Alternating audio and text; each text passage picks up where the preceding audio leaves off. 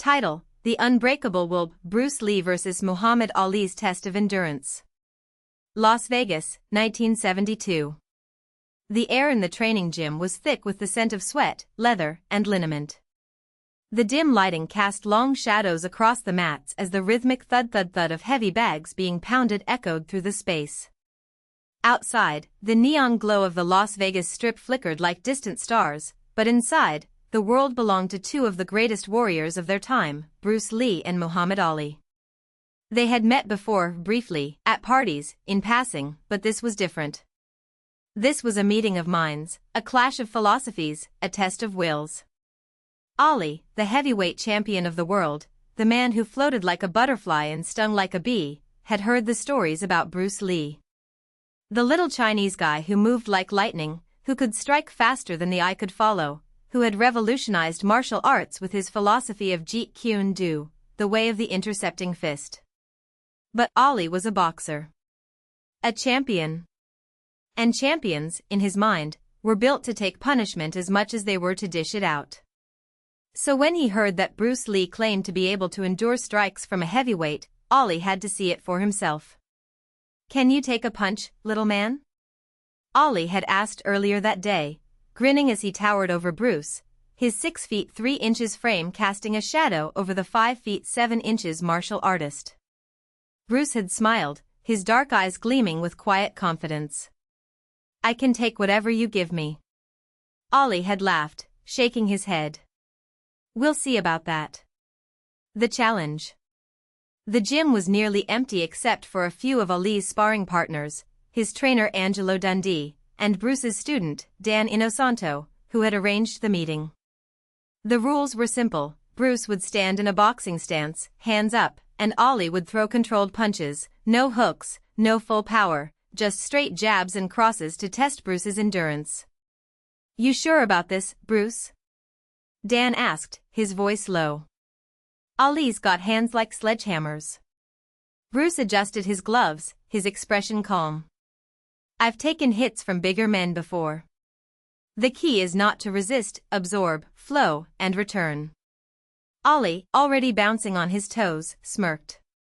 "All right, little dragon. Let's see what you got." The first exchange. Ali stepped forward, his left hand snapping out like a whip, a quick jab. Bruce's head barely moved, his body swaying slightly to the side, absorbing the impact with a subtle shift of his hips. "Not bad," Ali muttered, impressed. But that was just a love tap. He threw another jab, this one faster. Bruce's head rocked back, but his feet stayed planted. His eyes never left Ali's. "You're gonna have to do better than that, champ," Bruce said, his voice steady. Ali's grin widened. "Oh, I will." The next punch was a straight right, thrown with more force. Bruce's body twisted slightly, his core tightening as the impact reverberated through him. His breath hissed out, but he stayed upright. "Damn," one of Ali's sparring partners whispered. He didn't even flinch. Ali's eyebrows shot up. Okay, let's see how you handle this." The test of endurance. What followed was a series of punches, jabs, crosses, even a few body shots, each one thrown with increasing force.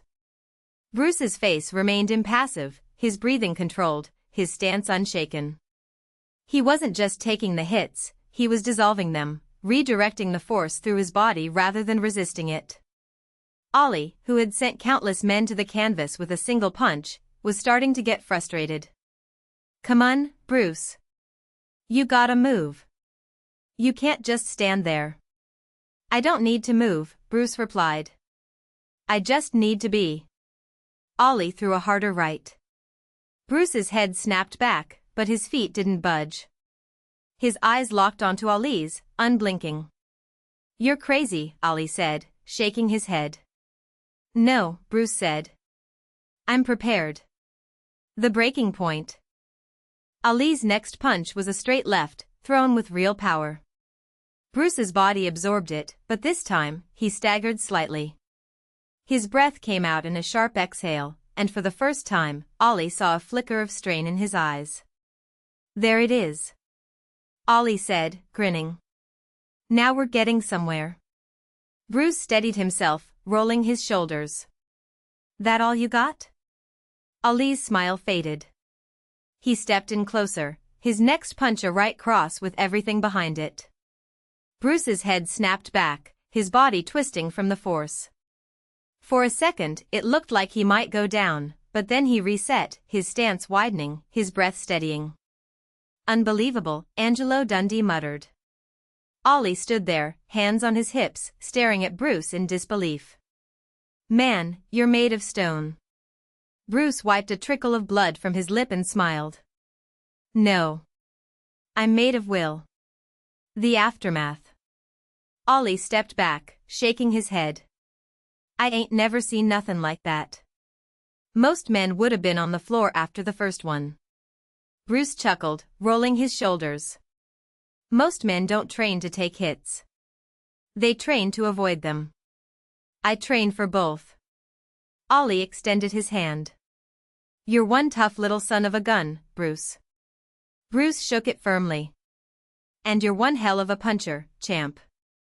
As they walked out of the gym together, the neon lights of Vegas glowing in the distance, Ollie turned to Bruce one last time. You ever think about fighting in the ring? Bruce shook his head. I fight for philosophy, not trophies. But if I ever did, I'd want it to be against someone like you. Ollie laughed, clapping him on the back. Man, you'd last about 30 seconds. Bruce grinned. Maybe. But I'd make every one of them count. And with that, the two legends walked into the night, one the greatest boxer the world had ever seen, the other the man who had just proven that true strength wasn't just in the punch, but in the ability to take it. Epilogue. Years later, when Ollie was asked about the encounter, he would shake his head and say, that little man, he didn't just take my punches. He ate them. And that's when I knew Bruce Lee wasn't just a fighter. He was something else entirely. And Bruce? He would smile and say, the body can be conditioned. The mind can be trained. But the spirit? That's what makes a warrior unbreakable. The end.